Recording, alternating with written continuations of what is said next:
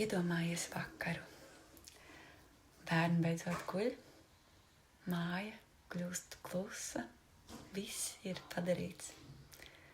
Tu paņem vīna glāzi, tikai vienu.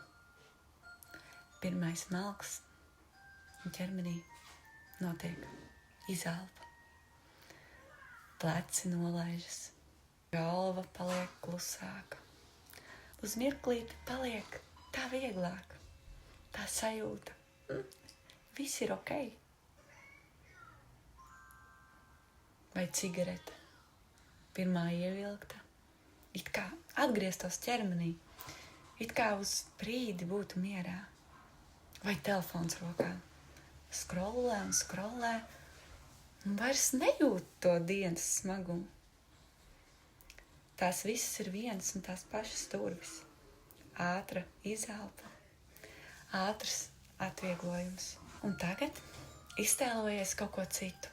Iztēlojies, ka tā pati sajūta, kas ir pēc tās vienas vīna glāzes vai cigaretes, kas atlaiž, ir no rīta.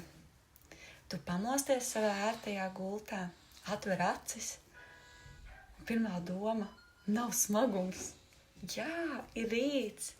Tu piecelies ar enerģiju, izstaipies un ar siltu, priecīgu seju ej pie bērniem, kuri jau gaida mammas skatienu.